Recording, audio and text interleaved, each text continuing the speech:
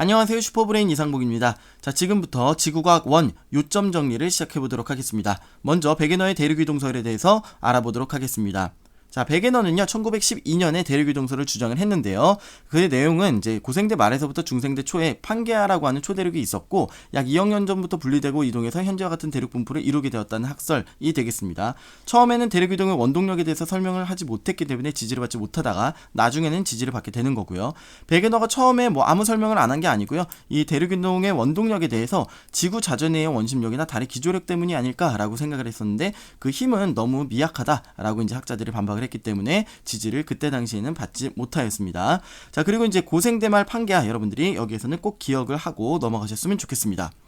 자, 베게너가 대륙이동설을 주장한 그 근거는 무엇이냐? 네 가지가 있는데요. 해안선의 일치, 그리고 지질 구조의 연속성, 고생물 화석의 분포, 빙하의 분포와 이동 방향이 되겠습니다. 자, 해안선의 일치는 남아메리카 대륙과 아프리카 대륙의 해안선이 서로 일치한다라고 하는 거고요. 지질 구조의 연속성은 이렇게 에팔레치아 산맥이라든지 스칸디나비아 산맥 이렇게 멀리 떨어져 있는, 사실은 여기 지금에는 유럽하고 아메리카 사이에 대서양이 있잖아요. 자, 그런데 요 사이에 대서양이 있음에도 불구하고 이쪽하고 이쪽이 서로 연속적인 어떤 지질 구조를 나타낸다라고 하는 것이 되겠습니다. 자, 그리고 고생물 화석의 분포를 보시면 이런 화석들, 옛날 화석들을 보시면은 얘네들은 다 바다를 갔다가 헤엄칠 수 없는 애들인데 여기에서도 발견되고 여기에서도 발견된다. 그러니까 과거엔 땅이 하나였을 것이다. 이렇게 보고 있는 겁니다. 자, 그리고 남극 주변에 빙하의 분포와 이동 방향이 이렇게 뭔가 연속적인 구조를 나타낸다. 원래는 하나였을 것이다. 라고 하는 그런 내용이 되겠습니다. 그래서 베게너는 요 네 가지, 해안선의 일치, 지질 구조의 연속성, 고생물 화석의 분포, 빙하의 분포와 이동 방향, 요 네 가지를 근거로 대륙 이동설을 주장을 했습니다. 다음은 홈스의 멘틀 대류설에 대해서 보도록 하겠습니다. 1920년대 홈스라고 하는 사람은 대륙이동의 원동력이 멘틀의 대류라고 하는 가설을 세웁니다. 그래서 멘틀 내에 있는 방사성 원소의 붕괴열이나 지구 중심부에 있는 열로 인해서 어떤 열 대류가 생기고, 그리고 멘틀 위에 떠 있는 지각이 거기에 따라서 이제 움직이니까, 그래서 이제 땅이 대륙이 움직이는 거 아닐까, 이렇게 이제 생각을 했습니다. 이론적으로는 그렇게 이럴 수도 있다라고 이제 얘기를 했는데, 그것들을 뒷받침할 수 있는 관측적인 증거는 이 사람이 찾아낸 거는 아니죠. 그 이후에 이제 이런 것들은 찾아지게 되는 거죠. 자, 멘틀의 상승부에는 새로운 해양 지각이 이렇게 만들어진다라고 하는 거고, 멘틀의 하강 부분에서는 이렇게 멘틀이 지각이 멘틀 속으로 들어가서 해구 생기고요, 아니면 산맥 이런 것들이 생길 수가 있다라고 하는 이런 것들을 이제 이론적으로 제시를 한 학설이 되겠습니다. 자, 1920년대 홈스 멘틀 대류설 이렇게 기억해 주시면 좋겠습니다. 다음은 해양저 확장설이 되겠습니다. 자, 홈스가 멘틀 대류설을 이야기를 했는데요. 그 말대로라면은 그런 바닷속에서는 해령에서부터 고온의 멘틀 물질이 상승하니까 새로운 해양 지각이 생성이 될 거야 라고 하는 학설이 되겠습니다. 그리고 해령을 중심으로 양쪽으로 이동을 해서 해저가 확장된다 라고 하는 그런 학설이 되겠습니다. 자, 이런 것들은 관측을 통해서 확인이 가능한데요. 그래서 사람들이 이제 관측을 해본 거죠. 자, 일단은 먼저 해령이라고 하는 것을 발견을 했고요. 그리고 이것을 중심으로 이렇게 좌우로 만약에 지각이 그러면 생겨난다면 고지작이, 그러니까 땅에 남아있는 그 옛날의 그 자기력선이 정자극기와 역자극기가 이제 대칭적으로 반복이 되면서 나타날 것이다 라고 하는 거, 이런 것들을 이제 관측을 통해서 확인을 했고요. 그리고 또 해령에서부터 멀어질수록 해양 지각의 나이가 많아지고 해저 퇴적물의 두께가 두꺼워진다 라고 하는 것도 이제 관측을 통해서 확인을 했습니다. 자, 뿐만 아니라 열곡과 변환단층, 이런 것들이 해저 지형이죠. 변환단층도 있고, 그리고 이제 열곡도 있어서 요 사이가 이제 변환단층이 열곡인데, 자, 열곡에서부터 이렇게 좌우로 벌어지면은 그 사이에는 변환단층 이런 거 생긴다라고 하는 것도 이제 확인이 되었습니다. 자, 뿐만 아니라 이렇게 해구 쪽에서는요, 섭입대라고 해서 점점 이렇게 지진이 많이 일어나는데, 지진이 요 해구에서부터 이쪽으로 섭입대 쪽으로 멀어질수록 더 진원의 깊이가 이제 깊어진다라고 하는 것들 확인을 했습니다. 그래서 맞네, 해령에서부터 시작돼서 좌우로 벌어지고 이런 해구에서 없어지는 게 맞구나 라고 하는 것을 이렇게 확인을 한 게 되겠습니다. 이게 바로 해양저 확장설이 되겠습니다. 다음은 음양측신법입니다. 자, 해양저 확장설에서 보면은 이제 해저 지형을 갖다가 탐사를 했다라고 하는데, 그때 이제 사용되는 방법이 바로 음향측심법, 소나 탐지법이 되겠습니다. 자, 여기 배에서부터요, 이렇게 초음파를 쏩니다. 초음파를 쏘면은 갔다가 되돌아오는 그 걸리는 시간을 이제 측정을 하게 되는 거죠. 그러면은, 이곳에서의 깊이가 어느 정도 되는구나, 라고 하는 것을 알 수가 있다는 겁니다. 자, 요즘에는 여러 가지 뭐 사이드 스캐닝이, 멀티빔 소나니 이런 것들을 이용해가지고 굉장히 정밀도가 높은, 굉장히 아주 자세한 그런 모양을 갖다가 알 수가 있는데, 물론 이제 과거에는 그렇지는 않았겠죠. 대략적인 깊이 정도만 알아냈을 겁니다.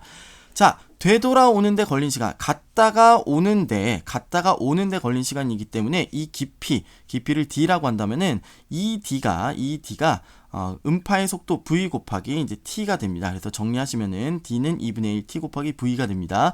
자, 물론 사실 물속에서의 속도가, 음파의 속도가 일정한 것은 아니에요. 그렇기 때문에 문제에서는 뭐 평균 속도라고 한다든지 아니면은 뭐 속도가 일정한 것으로 가정한다 라고 하는 그런 이야기들이 좀 있겠죠. 아무튼 우리 지구과학 1 고등학교 과정에서는 이 v가 거의 일정하거나 아니면 평균 속도 이런 것들로 문제가 나오니까 여러분 염려 마시고 d는 2분의 1 vt 아니면 이 d는 vt라고 하는 거 기억해 주시면 되겠습니다.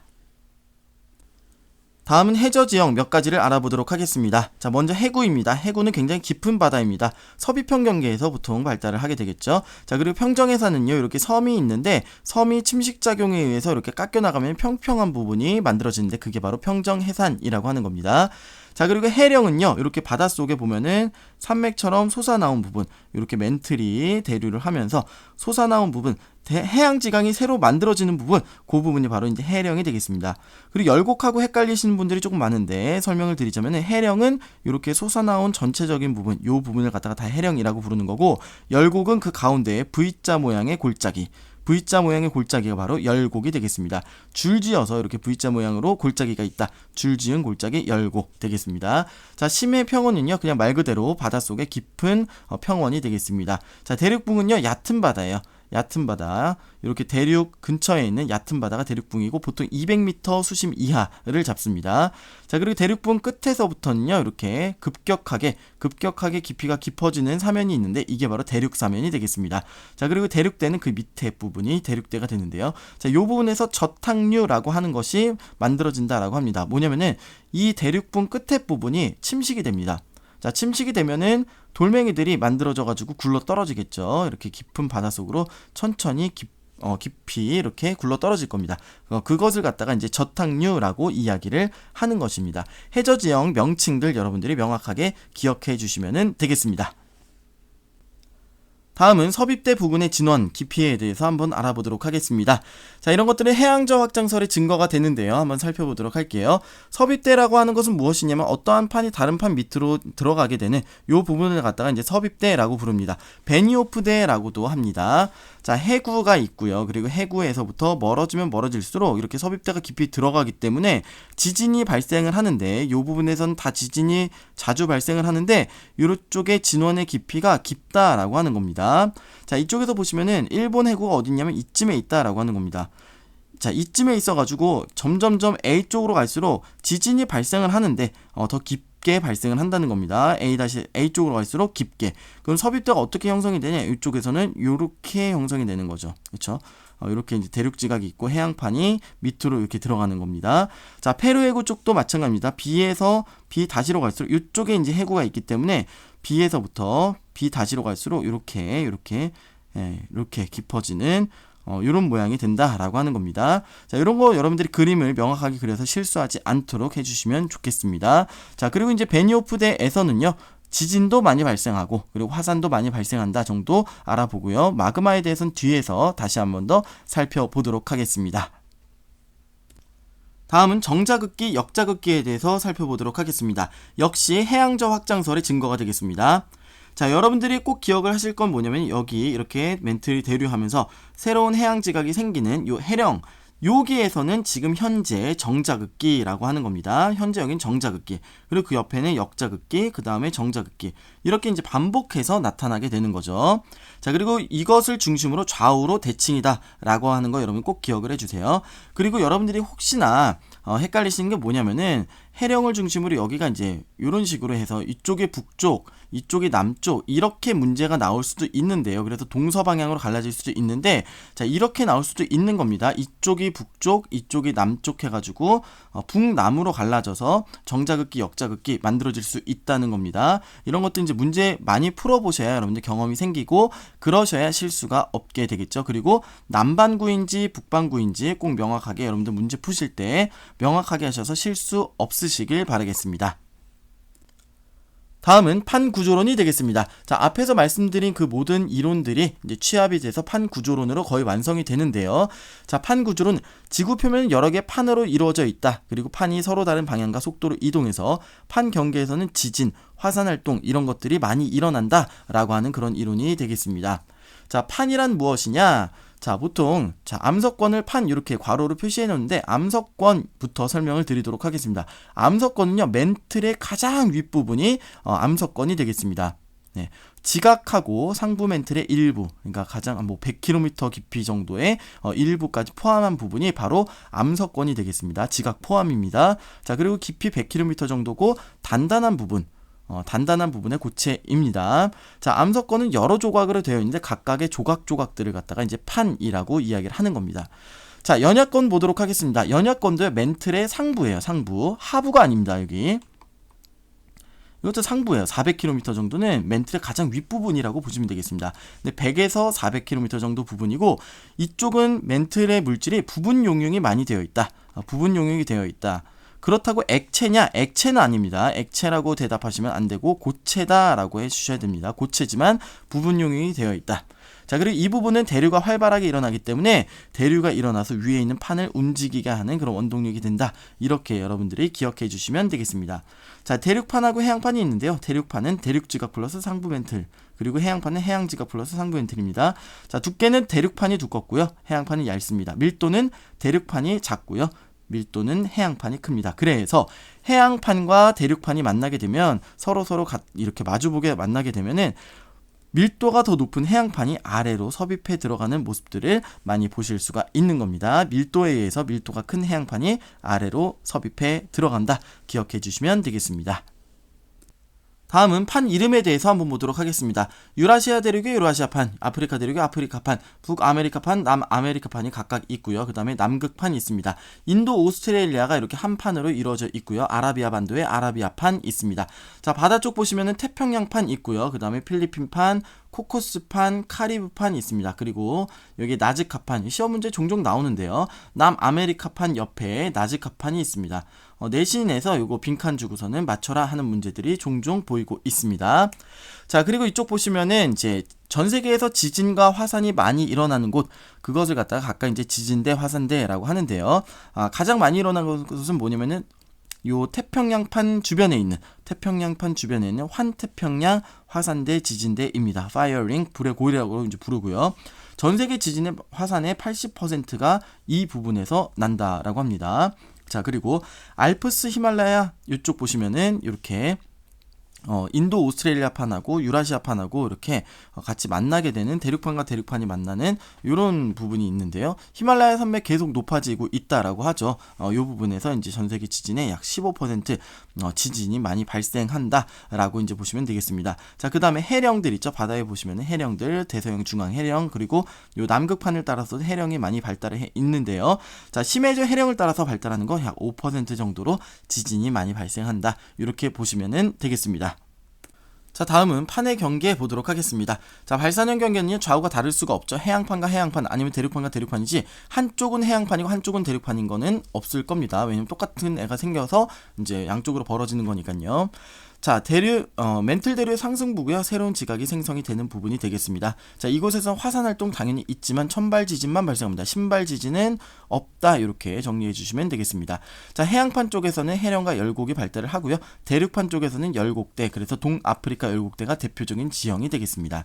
자, 수렴한 경계는요, 두 개의 이제 만나는 건데 해양판과 대륙판이 만나면은 해양판이 아래로 대륙판에서는 이렇게 습곡산맥이 생기게 됩니다. 자, 이 부분 해구가 생기고요. 그리고 바닷물이 여기까지 차 있다 그러면은 요 부분에 뭐 호상열도 이런 것들이 생길 수가 있습니다. 자, 이쪽에 습곡산맥 형성이 되겠고요. 그 다음에 해양판과 해양판 쪽은요. 네, 둘 중에 이제 밀도가 더 높은 그런 이제 판이 아래로 내려가겠죠. 해양판 이렇게 그리겠습니다. 자, 그럼 역시 여기에서는 이제 해구가 발달을 하겠고, 이런 부분에서 화산이 올라와서 호상열도 이런 것들이 발달을 할 수가 있겠습니다. 자, 지진은요, 신발 지진까지 다 이제 발생을 하고요. 자, 그 다음에 화산 활동도 활발하게 일어납니다. 특히 이런 부분에서는 안산암질 마그마, 안산암들이 이제 많이 생겨날 수가 있다라고 하는 것도 기억해 주세요. 자, 대륙판과 대륙판은요, 보통 이제 수렴형 경계 혹은 충돌형 경계라고 이야기를 합니다. 자, 여기에서는 신발 지진이라고 안 가르치고 중발 지진까지라고 이렇게 가르치는 학교들도 많이 있습니다. 습곡산맥이 생겨난다. 그리고 요 부분에서는 화산 활동이 그렇게까지 많지는 않다라고 하는 것도 조금 요거하고 구분해서 여러분들이 알아두시면 되겠습니다. 자, 보존형 경계는요, 엇갈리는 겁니다. 두 판이 엇갈려서 일어나기 때문에 여기에서는 판의 생성이나 소멸이 없고요. 자, 그리고 여기에서 주로 나타나는 건 이제 변환단층이라고 하는 지형이 나타나게 되겠죠. 자, 여기에서는 천발 지진만 일어납니다. 신발 지진 없고 그 다음에 화산 활동 별로 없다라고 기억해 주시면 되겠습니다. 자, 뭐 조금 더 예쁜 그림으로 보시면은 이렇게 그쵸, 나와 있는데 뭐 하나씩 보시면은 발산형 경계, 여기 보면 동아프리카 열곡대네요. 그쵸? 아프리카판하고 아라비아판하고 뭐 이런 쪽인데 이쪽에서 이제 발산형 경계가 발달을 하고요. 자, 그 다음에 두 번째 보존형 경계 변환단층, 이렇게 뭐 대서양 중앙 해령이라든지 아니면 남극판 부근에 있는 해령 근처에 있는 변환단층이 되겠습니다. 여기는 해령이고요. 그리고 여기가 변환단층이 되겠습니다. 지진 많이 일어나고요. 자, 그 다음에 발산형 경계, 해령 부분이 되겠습니다. 해령, 그 다음에 가운데는 열곡, 이런 것들이 이제 발달을 하게 되는 겁니다. 자, 지진도 많고, 그리고 화산 활동도 활발하게 되겠습니다. 자, 이쪽 보시면은 대륙판과 대륙판, 이쪽 히말라야가 대표적인 그런 수렴형 경계가 되겠죠. 대륙판과 대륙판. 자, 그리고 여기 수렴형 경계, 해양판과 해양판은 호상열도 반드시 발달을 하게 되어 있고요. 그 다음에 이쪽에는 습곡산맥이 생기더라도 조금 더 이제 해양판과 해양판이기 때문에 대륙판이 아니게 될 습곡산맥 자체는 별로 안 생긴다, 이렇게 보시면 되겠네요. 그리고 이쪽으로 갈수록 진원이 깊다, 꼭 기억해 주시고요. 자, 그리고 이쪽 보시면은 대륙판이 있습니다. 대륙판 쪽에는 습곡산맥이 생긴다. 그리고 호상열도가 뭐 없지 않을까요? 이렇게 하는 학생들도 있는데 뭐 요 부근에 요 가까이 이제 호상열도 생길 수가 있다. 대표적으로 일본 같은 게 그렇죠. 일본 쪽에 이렇게 대륙판 쪽이지만 이쪽에 이제 호상열도가 생겼다라고 봐주시면 되겠습니다. 주로 이제 나즈카판하고 남아메리카판 이쪽 사이의 경계가 많이 시험으로 출제가 되니까 기억해 주시면 되겠습니다. 자, 그리고요, 뭐 그 이외에 보시면은 이런 거 한번 볼게요. 일본 해구 근처, 필리핀 해구 근처 이쪽 보시면은 태평양판이 밀도가 제일 높아요. 그래서 태평양판이 필리핀판 아래로 내려가고요. 그 다음에 필리핀판이 유라시아판 아래로 내려갑니다. 얘가 제일 밀도가 높기 때문에 제일 아래로 내려간다, 꼭 기억을 해주세요. 자, 알류션 열도입니다. 열도이기 때문에 당연히 이 부분 태평양판하고 그리고 북아메리카판하고 지금 이렇게 서비평 경계 이렇게 되겠네요. 이쪽은 대륙판이고 이쪽은 해양판일 겁니다. 자, 아이슬란드 열곡대요. 이쪽은 좌우로 이렇게 벌어지게 되는 열곡대가 되겠습니다. 그 가운데 이제 섬이 하나 솟아 있는데요. 그러니까 보통 이제 열곡대는 해저 깊은 곳에 있기 때문에 관찰이 좀 어려운데 이 부분은 이 부분이 다행히 이렇게 수면 위로 나와서 굉장히 이렇게 뭔가 탐사의 가치가 높은 그런 곳이라고 합니다. 화산도 많고 지진도 많습니다. 천발 지진이지만요. 자, 그리고 요렇게 산 안드레아스 단층이 있는 거예요. 보존형 경계가 되겠죠. 태평양판 그리고 북아메리카판 이렇게 엇갈리는 곳, 산 안드레아스 단층 대표적인 변환 단층 꼭 기억을 해주시면 되겠습니다. 자, 안데스 산맥, 나즈카판이 안데스 산맥 밑으로 내려가는 서비평 경계이고요. 그리고 대표적인 습곡 산맥이 되겠습니다. 대서양 중앙 해령 뭐 어렵지 않을 거고요. 그리고 동아프리카 열곡대, 발산형 경계 이렇게 봐주시면 되겠습니다.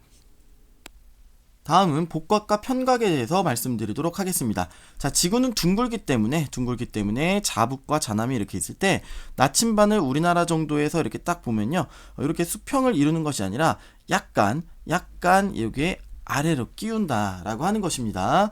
자, 그래서 우리나라 같은 경우 이제 북반구에서는 자침 N극이 수직 아래를 향하고요, 아래쪽을 향하고 그것을 복각 플러스로 잡습니다.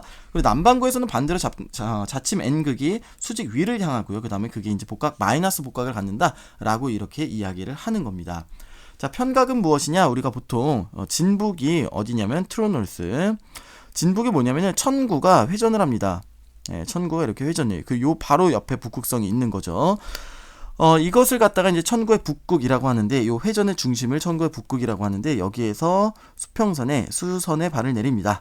이렇게 이제 수직으로 내리면은 이곳이 바로 요 포인트가 트루 노스, 진북이 되겠습니다. 자, 그런데 요게 그러니까 진북 방향을 정확하게 가리키는 게 아니에요. 나침반을 딱 놨을 때 이렇게 가리키는 게 아니고, 나침반은 이렇게 가리키거나 약간 서쪽을 가리키거나 이렇게 할 수가 있다는 겁니다. 그걸 갖다 이제 편각이라고 부르는 겁니다.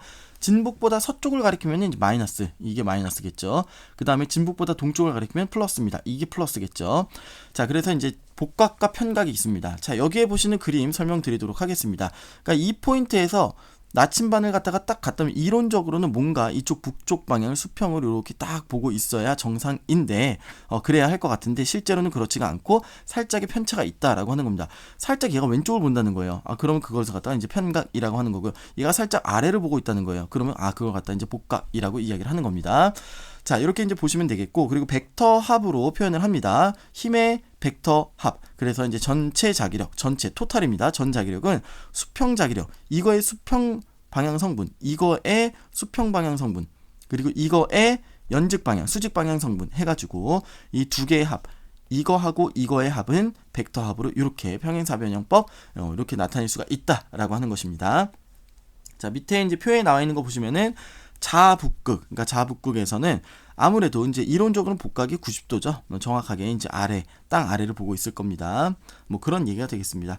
그리고 자기 적도에서는 수평 자기력이 이제 최대가 되고, 연직 자기력이 0이 돼서 복각이 0이 된다라고 하는 거. 그래서 복각이 0인 곳을 갖다가 우리가 자기 적도라고 그렇게 부르고 있습니다. 뭐 세계적으로 이제 보면은요, 이렇게 플러스 빨갛게 되어 있는 게 요게 이제 복각이 플러스인 지점이 되겠고요. 파란색으로 되어 있는 게 복각이 마이너스인 게 되겠습니다. 자, 보시면 거의 대부분 위도선과 나란하게 이루어져 있는데 이그젝트 정확하게 위도선과 나란한 것은 아니죠. 그래서 이런 것들은 다 측정을 해가지고 봐야 한다라고 하는 겁니다. 자, 여기가 이제 자남, 자기력의 남쪽 자남이 되겠습니다. 그리고 이쪽에서는 얘네들이 모이는 어떤 지점이 자북이 되겠죠. 이런 지점이 아마 자북이 될 겁니다. 자, 여기를 중심으로 해서 이제 편각들이 나타나게 됩니다. 아마 파란색이 편각 마이너스고 빨간색이 편각 플러스가 되겠죠. 우리나라는 약간 서쪽을 보고 있다고요. 그래서 마이너스 편각을 갖고 있다라고 합니다. 거기에 대한 뭐 그림 자료들 이렇게 나와 있으니까 여러분들이 참고해 주시면 되겠습니다. 다음은 대륙 분포의 변화와 고지자기에 대해서 알아보도록 하겠습니다. 자, 사람들이 고지자기를 이제 봤습니다. 고지자기란 무엇이냐? 지질 시대에 생성된 암석. 그때 당시에 생성됐을 때 남아있는 잔류자기가 되겠습니다. 그래서 암석에 기록된 고지자기를 측정해서 암석이 생성됐을 당시에 자기장의 방향, 자극의 위치, 위도 이런 것들을 추정을 할 수가 있다라고 하는 겁니다. 물론 이제 이 위도는 복각을 보고서는 추정을 할 수가 있는 겁니다. 자, 유럽에서 자북이 어떻게 이동했는가를 봤대요. 그랬더니 5억 년 전은 여기, 4억 년 전, 3억 년 전, 2억 년 전, 1억 년 전 여기, 그리고 현재는 여기에 지금 자북이 위치한다라고 하는 얘기입니다.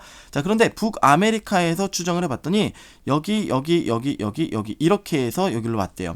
자, 그러면은 과거에는 자북이 두 개였느냐, 자북극이 두 개였느냐, 그게 아니라 자북극이 두 개였다는 얘기가 아니라 사실은 자북극은 하나일 수밖에 없는데 땅이 이렇게 각각 다른 방향으로 이동을 했기 때문에 북아메리카 이렇게 왔고 유럽 이렇게 왔기 때문에 얘네들 사실은 그렇게 이제 벌어진 것이다라고 하는 거를 추정을 할 수가 있다라고 하는 겁니다. 자, 그 다음에 인도 대륙 보시면은 굉장히 흥미롭죠. 인도는 원래 남반구에 있었다라고 합니다. 왜냐면은 고지자기에 남아있는 게 7100만 년 전의 암석들을 보면은 복각이 마이너스 49도래요.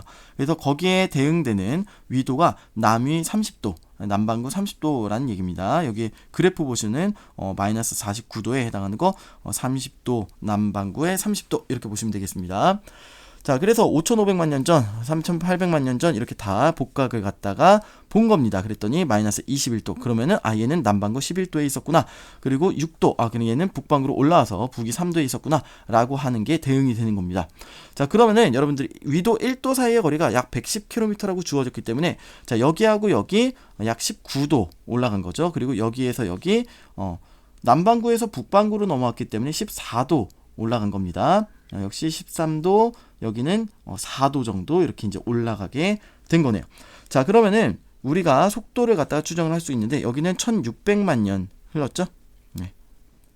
1600만 년 흘렀기 때문에 요 19도에 해당하는 거 19도 곱하기 110km 그리고 이거를 갖다가 이제 1600만 년 나눠주시면은 1600만 년을 나눠주시면은 대략 이게 뭐 13.1cm 년 이렇게 나온대요. 그러니까 1년에 약 13.1cm나 이동을 하는 거예요. 굉장히 빠른 속도로 이동을 하고 있구나, 북상하고 있구나 이렇게 보시면 되겠습니다. 그리고 현재도 대략 4.4cm 년으로 이렇게 이동을 하고 있다. 이런 정도 여러분들이 알아두시면 좋을 것 같습니다. 대륙의 분포 변화에 대해서 보도록 하겠습니다. 자, 옛날에 로디니아라고 하는 12억 년 전에 그런 초대륙이 존재했을 것이다 라고 보고 있습니다. 자, 로디니아 전에도 여러 차례 초대륙이 있었을 것으로 추정을 하고 있는데요. 일단 로디니아부터 보도록 하겠습니다. 자, 이 로디니아가 형성된 이후에 분리되었다가 다시 모여가지고 고생대 말에 약 2억 4천만 년 전에 판게아라고 하는 그런 초대륙을 형성했을 것이다 라고 이제 보고 있습니다. 자, 가운데 이제 테티스가 있고요. 그 위로는 로라시아, 아래는 곤드와나라고 하는 대륙이 이렇게 이제 나누어져 있습니다. 자, 그리고 이쪽에는 이제 판탈라사라고 하는 그런 바다가 있다라고 추정을 하고 있습니다. 자, 이 판게아가 형성이 될 때 바로 이쪽에 이제 미국하고 유럽, 현재 미국하고 유럽 쪽이죠. 그쪽에 이제 에팔레차 산맥 이런 것들이 이제 형성이 됐을 것이다 라고 보고 있습니다. 자, 그러다가 한 2억 년 전쯤에, 그러니까 중생대 초쯤에 판게아가 분리가 됩니다. 판게아가 분리가 돼서 얘네들이 이제 분리가 되는데 바로 위 아래 로라시아하고 곤드와나가 이제 많이 분리가 되고요. 그리고 뭐 여기에서 이제 곤드와나 대륙이 거의 분리가 된다. 네, 완전히 거의 분리가 되고요. 그리고 아프리카하고 남아메리카 대륙이 이제 그 이후에 곤드와나 쪽에서 분리가 된다. 이쪽에서 분리가 되기 시작을 한다라고 이렇게 보고 있는 겁니다. 자, 그래서 중생대 말에서 신생대 초쯤에는 이게 완전히 대서양이 많이 이제 확장이 된다라고 이제 보고 있고요. 자, 그리고 남극 대륙, 인도 대륙, 오스트레일리아 이런 쪽이 이제 여기에 모여 있었던 곤드와나가 많이 이제 분리가 된다라고 이제 보고 있습니다. 자, 그리고 아프리카 대륙에 여기에서 이제 마다가스카르 섬 여기 있죠? 네, 여기가 이제 분리가 된다라고 보고 있습니다. 자, 신생대 초에서 중기를 보면요, 여기에서 이제 인도 대륙이 유라시아 대륙하고 이제 충돌을 해가지고 이쪽에 히말라야를 형성을 했다 이렇게 보고 있고요. 그리고 현재에도 지금 두 대륙의 충돌이 계속되어서 히말라야 산맥의 높이가 높아지고 있다라고 하는 거 정리해 두시면 되겠습니다. 자, 그럼 앞으로는 어떻게 될 것인가? 지금 현재 태평양은 좁아지고 있고요. 그리고 대서양은 넓어지고 있는 상황입니다. 여기 대서양은 넓어지고 있고요. 태평양은 좁아지고 있는 상황입니다. 태평양은 좁아지다가 넓어지고 대서양은 넓어지다가 좁아질 것이다. 그래서 뭐 나중에는 또 한 2억 5천만 년 후에는 또 하나의 초대륙이 될 가능성이 있다라고 그렇게 미래를 예측하고 있습니다. 다음은 멘틀 대류와 판의 이동 속도에 대해서 보도록 하겠습니다.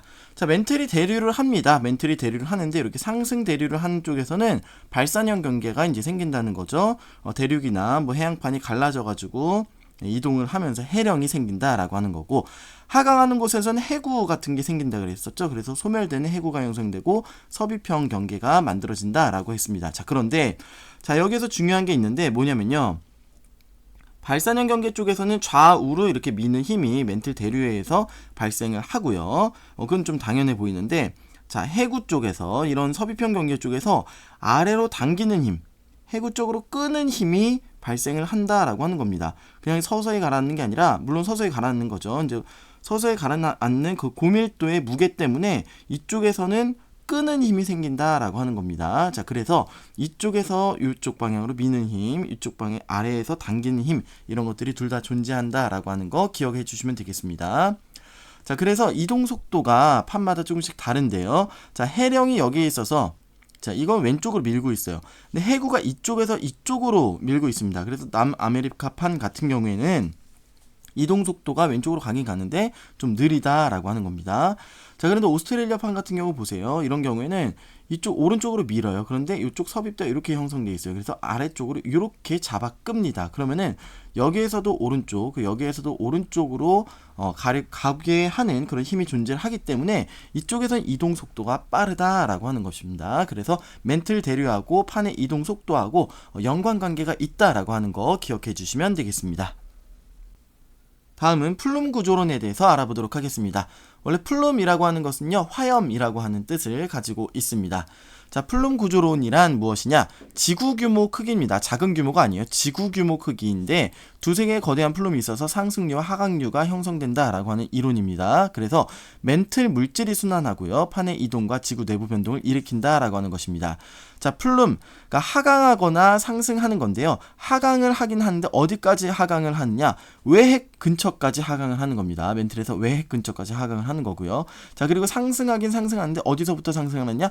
외핵 근처에서부터 상승을 해가지고 거의 이제 지각까지 올라오는 그런 상승을 이야기를 하는 겁니다. 자, 물질과 에너지 흐름입니다. 물질도 흐르고 에너지도 올라오는 거예요. 폭 100km 미만의 가늘고 긴 원기둥 형태로 그렇게 이제 추정을 하고 있습니다. 자, 차가운 플룸은요, 어디까지 내려가느냐? 자, 여기에서 이제 생기는 거죠. 섭입부에서 생깁니다. 차가운 지가 용융물이 체류합니다. 근데 점점 밀도가 커져가지고요, 얘네들이 내려가는데 어디까지 내려가느냐? 멘틀과 핵의 경계부, 그러니까 외핵의 바깥쪽까지 그렇게 쭉 가라앉는다라고 하는 겁니다. 차가운 하강류고요. 자, 뜨거운 플룸은 어디에서부터 올라오느냐? 네, 외핵에서부터, 외핵 근처에 그 멘틀에서부터 올라온다는 얘기죠. 쭉 올라와가지고 상승류를 만든다라고 하는 게 되겠습니다. 자, 그래서 과학자들이 지금 이렇게 추정을 하고 있는데요. 타히티 섬이라고 하는 곳이 있어요. 이쪽에 이제 뜨거운 플룸이 상승하는 곳이다, 이렇게 보고 있고요.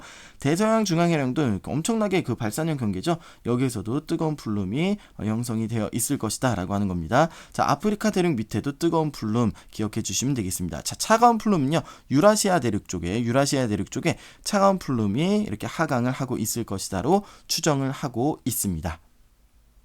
다음은 지진파와 플룸에 대해서 보도록 하겠습니다. 자, 플룸 구조를 사람들이 어떻게 알아냈느냐? 바로 지진파 조사를 통해서, 지진파 연구를 통해서 이렇게 플룸이 있는 것 같아 라고 그렇게 연구를 하고 있는 거죠. 자, 지진파의 속도가 느리다 라고 하는 것은요, 이거는 보통 이제 밀도가 낮은 것을 의미를 합니다. 자, 밀도가 낮은 거, 뜨거운 플룸 상승하는 거, 이렇게 생각해 주시면 되겠고, 지진파의 속도가 빠른 부분, 이거는 밀도가 높은 부분이구나, 차가운 플룸이구나, 침강하고 있구나, 이렇게 보시면 되겠습니다. 자, 이렇게 보시면은 피파의 속도 편착을 해가지고 이렇게 빨간색 부분이 마이너스로 되어 있어요. 마이너스로 되어 있는데 빨간색으로 표시한 이유는 뭐냐? 속도가 마이너스, 그러니까 보통 평균보다 낮은 속도를 갖고 있다는 얘기는 뭐예요? 얘네들은 밀도가 낮은 뜨거운 플룸이구나. 그래서 뜨거운 것을 의미하기 위해서 좀 빨갛게 이렇게 칠했나 봅니다. 그래서 뜨거운 플룸이다, 이렇게 이해해 주시면 되겠습니다. 자, 그래서 이렇게 지하 깊은 곳을 갖다가 지진파로 조사를 다 해가지고요, 그래서 이 타히티 섬 아래쪽에 굉장히 굵고 거대한 이런 뜨거운 플룸이 있을 것이다, 하와이 아래에서도 뜨거운 플룸이 있을 것이다, 이렇게 추정을 하고 있습니다. 다음은 열점과 판의 이동, 하와이 열도의 생성 원리에 대해서 한번 보도록 하겠습니다. 자, 하와이라고 하는 섬이 어떻게 해서 생성이 되느냐라고 조사를 해봤더니 하와이 섬 아래쪽에 열점, 핫스팟이라고 하는 것이 있다라고 합니다. 보통 이제 뜨거운 플룸 쪽에서 뜨거운 플룸에 의해서 이제 올라오는데 딱딱한 암석권이 막고 있는 거예요. 그런데 암석권 중에서 조금 이제 약한 부분을 이 열점에서 이제 뚫고 올라오게 된다라고 하는 겁니다.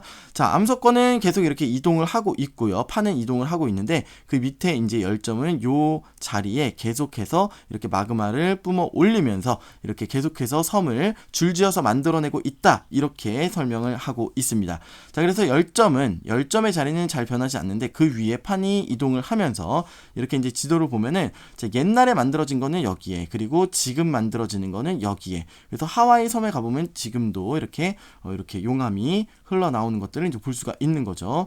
자, 그러면은 판의 이동 방향을 이것을 보고 알 수가 있는 겁니다. 그래서 옛날에는 판이 이쪽 방향으로 이동을 했고, 그리고 요 기간부터 요 기간까지, 지금까지는 판이 이쪽 방향으로 이동을 하고 있구나. 그리고 이제 연령을 측정을 해보면, 암석의 연령을 측정을 해보면은 이동 속도까지도 알 수가 있다라고 하는 게 되겠습니다. 그래서 하와이 섬의 생성 원리, 열점은 그대로 판이 이동한다라고 하는 거 알아두시면 되겠습니다. 다음은 현무암질 마그마와 유문암질 마그마의 특성에 대해서 알아보도록 하겠습니다. 자, 일단 현무암질 마그마는요, 해령이나 열점 아니면 해양판 섭입대 깊은 곳에서 생깁니다. 자, 상승류로 인해서 압력이 감소를 하는데요. 압력이 감소하면서 용융점이 하락하게 됩니다. 그러면서 돌이 녹아서 마그마가 되는 거죠. 해양판 섭입대 깊은 곳에서도요, 이제 함수광물에서 수분이 방출되면서 용융점이 하락하는 것. 자, 그러면서 이제 현무암질 마그마가 생기는데요. 현무암질 마그마는요, 일단 온도가 높습니다. 온도가 높기 때문에 점성이 낮고 유동성이 높고 뭐 이런 특성들이 있고요. 그리고 조용히 분출이 됩니다. 그리고 가스와 SiO2의 함량이 낮은 특징이 있습니다. 이거는 외워두셔야 되는 거죠.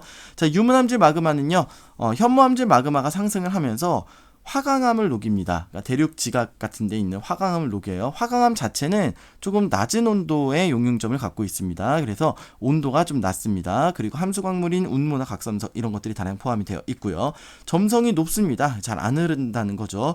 유동성이 적고 폭발적인 분출을 합니다. 가스와 SiO2의 함량이 높죠. 그래서 이거 잘 비교해서 여러분들이 정리해 놓으시면 좋겠습니다.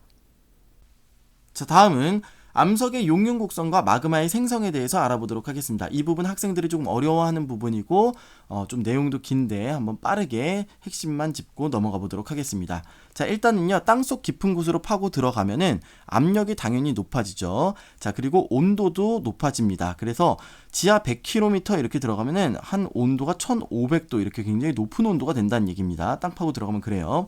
자, 그 다음에 물이 포함되지 않은 현무암의 용융곡선. 자, 무슨 얘기냐면 돌이 이 온도에서 녹는다는 얘기입니다. 그러니까 지하 100km에서는 압력이 굉장히 높기 때문에 높은 온도에서 녹는데 그 온도가 어느 정도냐? 한 1600도 정도에서 녹는다는 얘기입니다.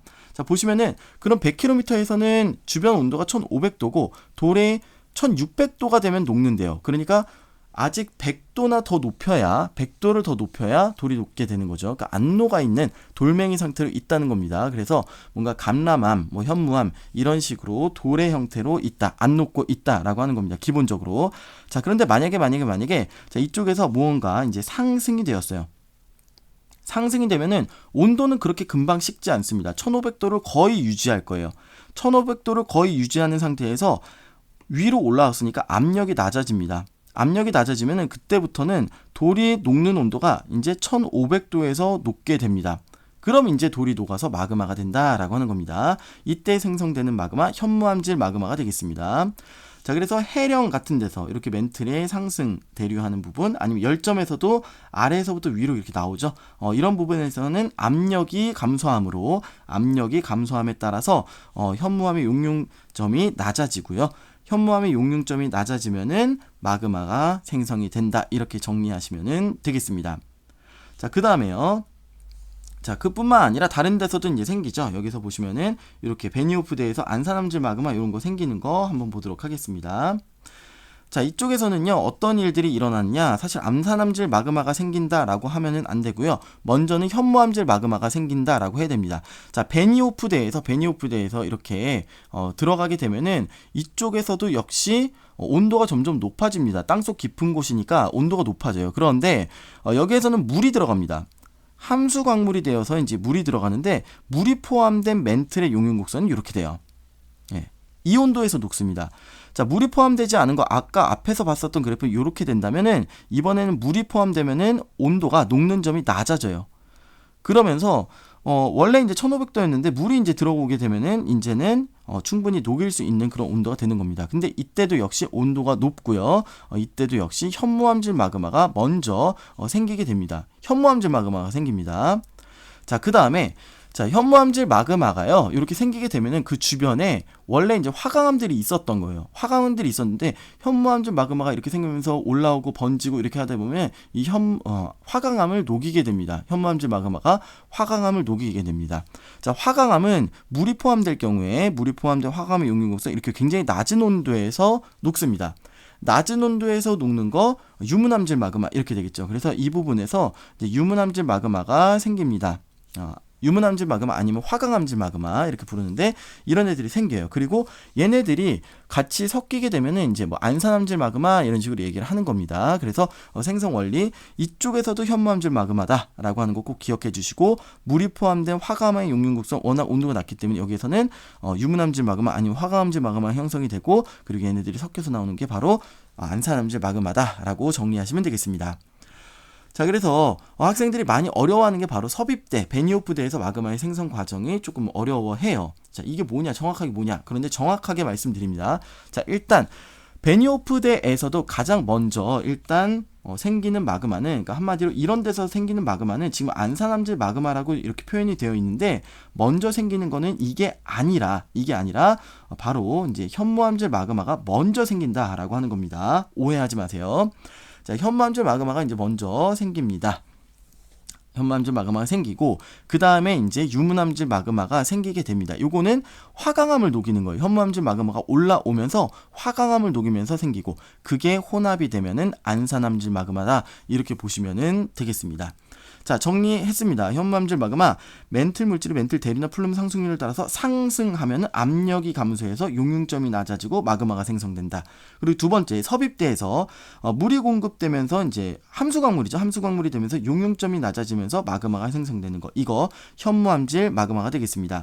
자, 그 다음에 유문암질 마그마를 먼저 볼게요. 현무암질 마그마가 상승을 하면서 대륙지각 하부가 가열이 됩니다. 그럼 화강암을 녹이게 됩니다. 화강암을 녹이면서 마그마가 생성되는 거 유문암질 마그마가 되겠습니다.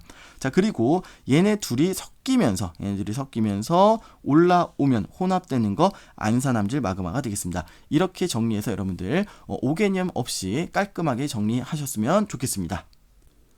다음은 화성암의 분류를 보도록 하겠습니다. 발생 깊이에 따른 분류 먼저 보도록 하겠습니다. 자, 마그마가 땅속 깊은 곳에서부터 이제 생기는데, 그게 땅속 깊은 곳에서 그냥 식어버리면은 심성암이라고 하고요. 얘네들은 보통 천천히 식습니다. 땅속 깊은 곳이니까 열이 빠져나갈 틈이 별로 없기 때문에 천천히 식어요. 그러면서 조립질, 눈에 보일 만큼의 큰 그런 알갱이가 생기게 됩니다.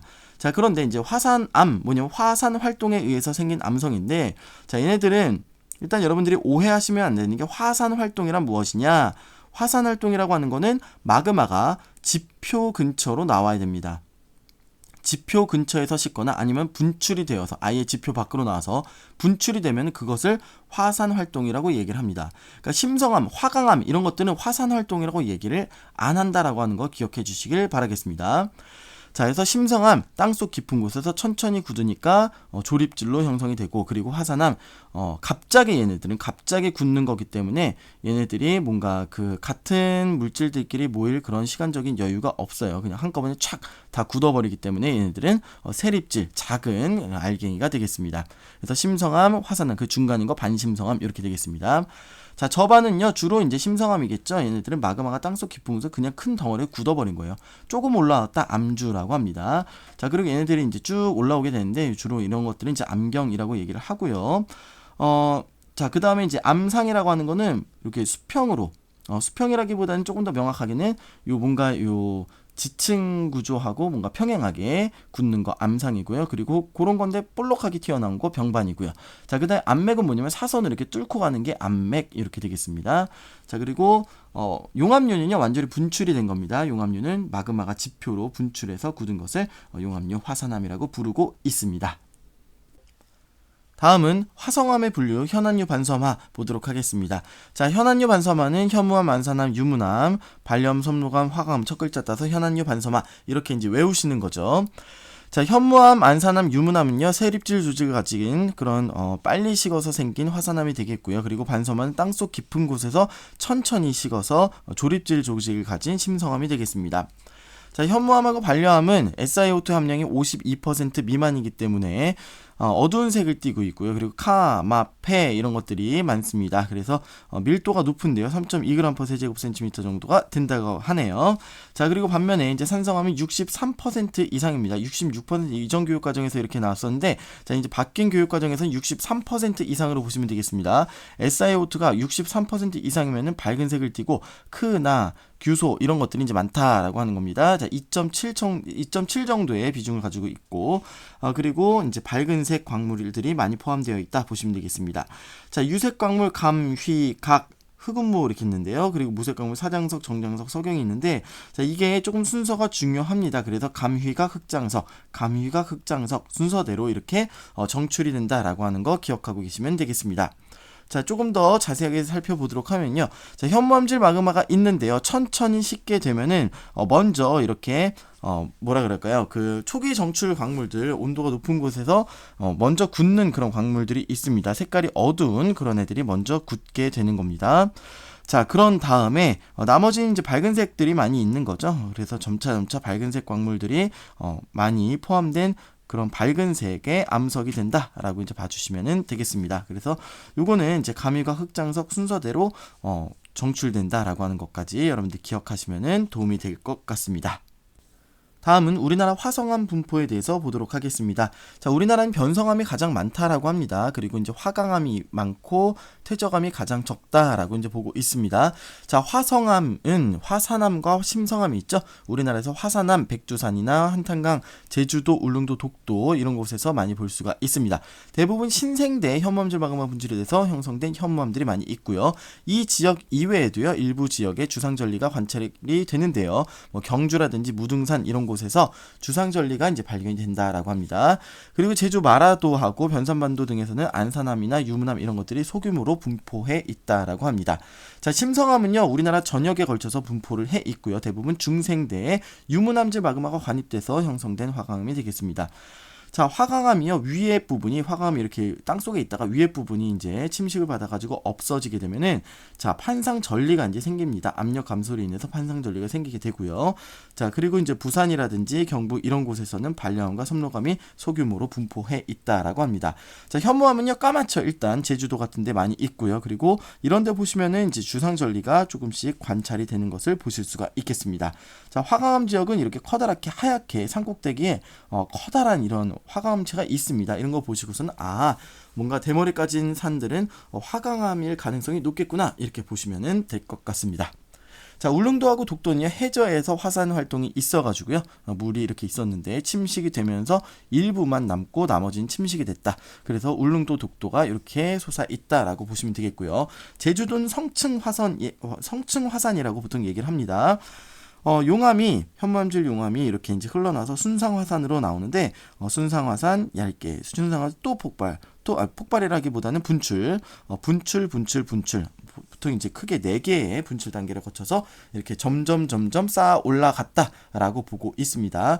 자, 그리고 이렇게 오름이라고 하는 기생 화산들도 있다라고 하는 거 생각해 주시면 되겠습니다. 자, 북한산 화강암체인데요. 북함산, 불암산, 수락산 뭐 이런 거죠. 자, 이런 것들은 커다란 이런 화강암체들, 땅 속에 있던 화강암들이 이렇게 침식되고 융기되고 해서 이렇게 산들을 이루고 있다. 서울 북부 경기 쪽에 이제 많이 있습니다.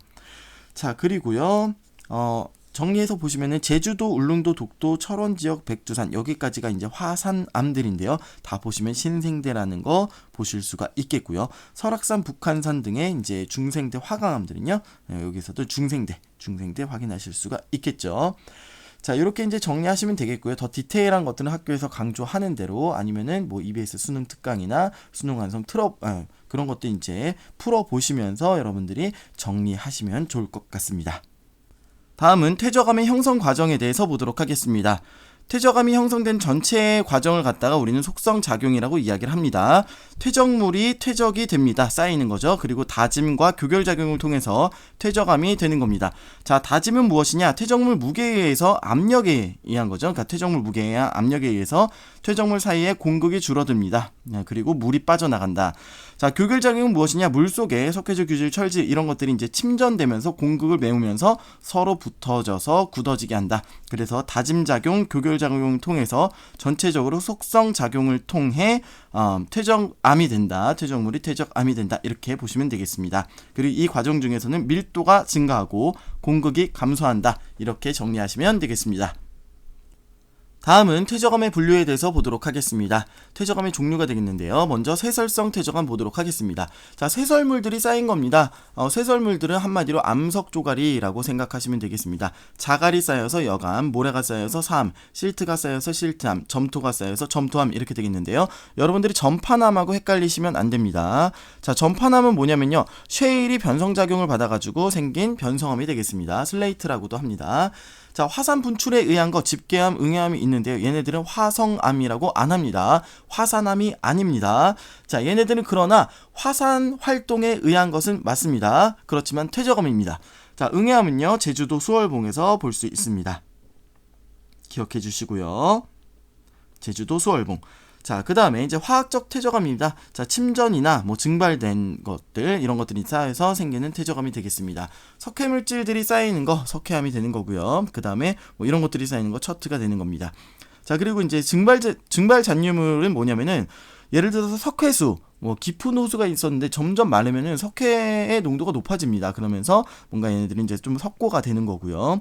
자, 그리고 암염, 바닷물이 마르게 되면은 NaCl 성분이 많은 암염이 되는 겁니다. 유기적 퇴적암은 얘네들은 생물체들, 생물체들에 의해서 생기는 겁니다. 자, 식물들이 많이 쌓였다, 아니면 산불이 나가지고 뭔가 그런 숯 같은 게 많이 쌓였다, 그러면 석탄이 되는 거고요. 그 다음에 석회질 생물체들 굉장히 많이 있죠. 조개 껍질이라든지 뭐 산옥뼈라든지 이런 거 생각해 보시면 됩니다. 자, 이런 애들 이제 석회암, CaCO3 성분의 석회암이 됩니다. 자, 규질 생물체, 규조류들 있습니다. 규조류들, 뭐 처트 이런 것들이 규조류들이 쌓여서 이제 규조토나 처트 이런 것들이 되겠습니다. 자, 퇴적 환경에 따라서요, 육상 환경, 하천, 호수, 빙하, 사막 이렇게 있는데요. 뭐 별 특징은 없죠. 별 특징은 없는데 증발암 기억해 주시면 되겠습니다. 깊은 호수 같은 데서 깊은 호수에 물이 다 말라버리면 증발암이 생기기 좋은 조건이 되겠습니다. 자, 그리고 해양 환경은 말 그대로 바다에서 생기는 겁니다. 바다에서는 역시 이제 바다 생물체들이 많기 때문에 석회암들이 많이 있는 편입니다. 기억해 주시고요. 자, 전이 환경은 뭐냐면 바닷가입니다. 바닷가. 그래서 이제 삼각주라든지 해빈, 뭐 이거는 바닷가 모래사장 생각하시면 되겠습니다. 역시 뭐 별다른 특징들은 없는데, 특히 이제 삼각주나 뭐 이런 거에 대해서는 따로 이야기할 것이 있으니까 그건 다음 영상에서 더 살펴보도록 하겠습니다. 다음은 퇴적 환경과 퇴적암에 대해서 보도록 하겠습니다. 자, 퇴적 환경에 대해서 보실 때는 여러분들이 정리하실 때, 자, 점이층리 생기는 거 보시면 되겠습니다. 점이층리, 대륙 사면을 따라서 이렇게 흘러내려오는 저탕류가 형성이 되고요. 자, 쇠설물들이 내려오는 거예요. 쇠설물들이 내려오는 저탕류 형성이 되고, 여기 밑에서는 점이층리가 형성될 수가 있다. 자, 호수 같은 경우에도 보시면은 깊은 호수에 천천히 쌓인다. 그러면은 점이층리가 생길 수가 있다라고 하는 겁니다. 자, 그리고 얕은 곳에서는 이렇게 연흔 생길 수가 있다는 거 기억해 주시면 되겠습니다. 자, 그리고 빙하하고 선상제가 삼각주하고 이렇게 비교해서 나오는 문제들 있습니다. 자, 분급이라고 하는 것은 무엇이냐면은 뭔가 굵은 입자들과 가느다란 입자들이 얘네들이 잘 나누어져 있다는 거예요. 잘 나누어져 있으면 분급이 양호하다라고 부르고, 얘네들이 마구마구 섞여 있으면 분급이 불량하다라고 이야기를 하는 겁니다. 자, 빙하 같은 경우는 얘네들이 막 섞여 있어요. 그래서 매우 불량하고요. 선상지는 뭐냐면 계곡 같은 데서 이제 조금 유속이 약해지는 곳으로 이제 내려오는 곳에 부채꼴망으로 생기는 게 선상지인데, 여기서도 이제 뭐 비가 많이 왔다가 비가 적게 왔다 그러면은 굵은 입자들이 여기도 있고 막 그렇습니다. 자, 그런데 비교적 그래도 얘는 이쪽에는 굵은 입자, 이쪽에는 가느다란 입자로 되어 있습니다. 그래서 선상지 정도는 빙하보다는 그래도 괜찮다, 분급이. 그래서 불량 정도로 보는 거고요. 삼각주는 뭐냐면요, 완전히 강하류에 바다하고 이제 만나는 거죠. 자, 그러면 이쪽은 굉장히 조금 굵은 입자들이 층층이 형성이 되어 있을 거고, 이쪽으로 올수록 가는 입자들이 이렇게 형성이 되어 있을 겁니다. 그래서 삼각주 같은 경우는 굉장히 분급이 아주 좋다, 양호하다라고 부르는 겁니다. 자, 원마도는 뭐냐면요, 한마디로 동글동글하냐 이겁니다. 입자들이 얼마나 동글동글하냐. 빙하 같은 경우는 동글동글하지가 않습니다. 삐죽삐죽합니다. 그래서 매우 낮다. 선상지 같은 건 낮은 편, 삼각주 같은 경우는 원마도가, 한마디로 얘네들이 입자들이 굉장히 동글동글하다라고 하는 게 되겠습니다. 자, 이렇게 퇴적 환경에 따라서 좀 특징이 달라질 수가 있다는 거 기억해 주시면 되겠습니다. 다음은 퇴적 구조, 점이층리, 사층리, 연은, 건열에 대해서 보도록 하겠습니다. 점이층리는 한 지층 내에서 입자가 서로 다른 겁니다. 그래서 점점 달라진 층리다. 그래서 점이층리이고요. 사층리는 경사진 층리입니다. 자, 그래서 보시면은 이렇게 보시면 경사져서 생긴 거 보실 수가 있을 겁니다. 과거에 물이나 바람이 흘렀던 방향을 알 수 있다는 그런 특징이 있겠습니다.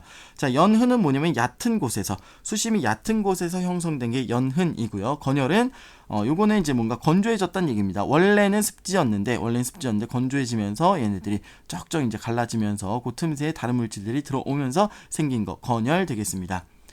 자, 퇴적 구조를 보시면은 얘네들이 정상층이구나 아니면 역전층이구나 뒤집어진 거구나 알 수가 있는데요. 아래가 입자가 두껍고 위에가 입자가 가늘다. 그러면 얘네들은 정상층 되겠습니다. 반대다 그러면 얘네들은 역전층 뒤집어졌다는 얘기죠. 자, 사층리도 보시면 방향 알 수 있는데요. 요렇게 2차 함수 우리가 그래프 그리면 이렇게 되잖아요. 자, 이거의 일부 생각하시면 돼요. 이거의 뭔가 일부처럼 이렇게 생겼다. 그럼 제대로 됐구나. 근데 얘가 뒤집어졌다. 그럼 이게 뒤집어진 거구나. 이렇게 생각하시면 되겠습니다. 자, 그리고 흐름 방향도 우리가 알 수가 있는데요. 물이나 바람이 흐름 방향도 알 수가 있는데, 자, 여기서 지금 보시면은 이렇게 이제 그려주실 때 이 방향으로 생각해 주시면 되겠습니다. 시험 보실 때 이런 것들이 뭔가 바뀌어 있다 그러면 시험지를 뒤집어 주셔서 여러분들이 방향 파악해 주시면 쉬울 것 같습니다. 자, 연흔도요 역시 이렇게 2차 함수 y는 x제곱인가요? 이런 그래프 모양의 되어 있으면 이렇게 되어 있으면 이제 제대로 된 거, 아니면 거꾸로 되어 있으면은 요거는 이제 역전층이구나 이렇게 생각하시면 되겠습니다. 자, 그 다음에 건열은 V자로 생긴 게 요게 이제 제대로 된 정상층이고, 거꾸로 되어 있는 거는 이렇게 역 V자로 되어 있습니다. 다음은 우리나라 퇴적암에 대해서 보도록 하겠습니다. 제주도 수월봉 응해암입니다. 응해암 기억해 주시고 퇴적암입니다. 자, 퇴적암이고 화산 활동에 의한 것이지만 화산암이나 화성암은 아니다 이렇게 보시면 되겠습니다. 자, 홍도에는 뭐 이런 것들이 해식절벽 동굴도 있고 단층 전리 습곡들이 관측된다. 삼척 그러면요 중요합니다. 고생대 석회암, 삼척 고생대 석회암 중요합니다. 자, 그다음 부안 격포리 해안에는 굉장히 많은 종류의 암석들이 있습니다. 다양한 암석이 분포한다 나오죠. 응해암도 있고요. 주상절리도 있고 막 그렇습니다. 자, 그래서 이런 것들은 문제 나오는 거 보고 자료 보고 여러분들이 판단해 주시면 좋을 것 같습니다.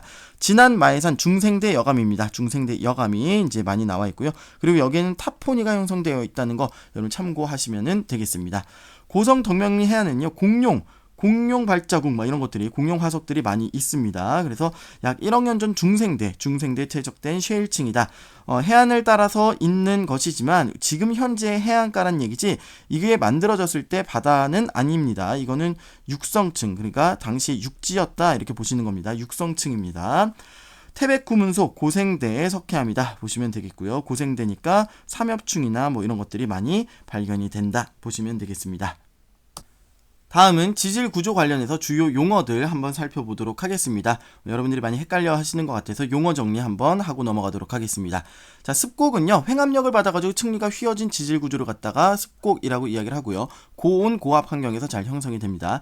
단층은 끊어진 겁니다. 지층이 힘을 받아서 끊어지면서 양쪽 지층이 상대적으로 이동해서 형성된 지질 구조. 전리는요 틈이나 균열을 갖다가 모든 틈이나 균열을 갖다가 다 전리라고 부릅니다. 그래서 뭔가 기둥 모양이다 그러면 주상전리, 판 모양이다 판상전리, 그리고 그냥 전리도 있습니다. 그냥 의미 없는 틈, 균열 이런 것들 그냥 전리라고 이제 부르는 겁니다. 당연히 단층에는 전리가 있겠죠. 자, 정합은 지층이 연속적으로 쌓였을 때 그냥 인접한 상하 관계예요. 부정합은 뭐냐면은 연속적이지가 않고 시간 차이가 있는 관계가 바로 부정합이 되겠습니다.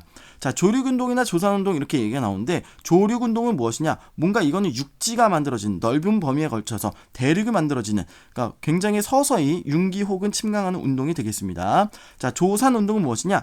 산이 만들어지는 겁니다. 산이나 산맥 요 정도가 만들어지는 것이 바로 조산 운동이 되겠습니다. 보통 이제 습곡으로 만들어지는 경우가 많죠. 조산 운동은.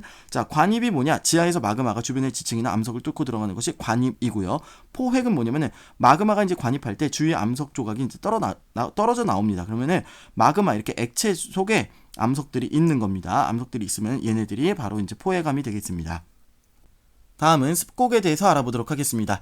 자, 습곡의 형성 조건, 지하 깊은 곳에서 높은 온도와 횡압력을 많이 받는 환경에서 잘 형성된다. 만약에 온도가 높지가 않으면요, 온도가 낮으면 딱딱하기 때문에 얘네들이 끊어져 버립니다. 그러면 단층이 형성되기가 쉽겠죠.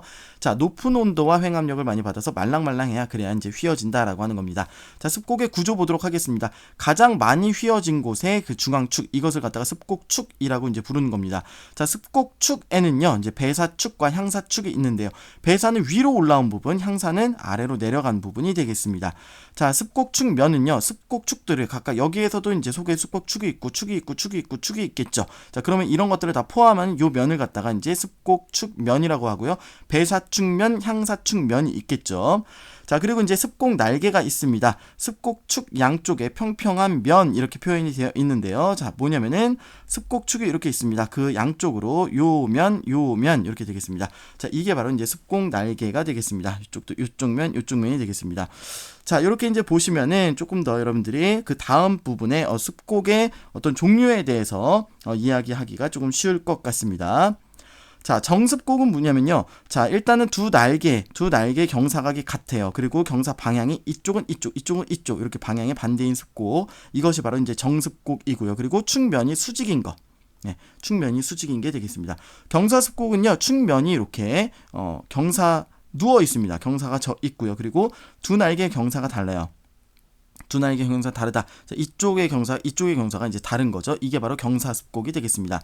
자, 등사습곡은요. 축면하고 그 둘 개의 경사각이 같은 방향으로 되어 있는 건데 무슨 얘기냐면은 축면이 지금 다 이렇게 같은 방향으로 누워 있고요. 그리고 두 날개의 그 경사각이나 이런 것들이 굉장히 양쪽에 똑같죠. 그러면 등사습곡이다 이렇게 이야기를 하는 겁니다. 아무튼 뭔가 누워 있는 거죠. 자, 횡화습곡은 뭐냐? 굉장히 많이 누운 겁니다. 그래서 축면이 수평에 가깝게 기울어져 있는 겁니다. 그러면은 여기에서는 역전층이 생기게 되는데요.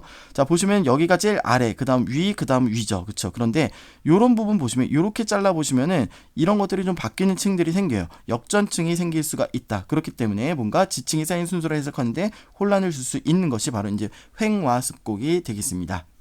다음은 단층에 대해서 보도록 하겠습니다. 단층의 형성 조건은요, 온도가 낮은 지표 근처입니다. 습곡의 형성 조건하고 비교해서 여러분들 기억 꼭 해주시길 바라겠습니다.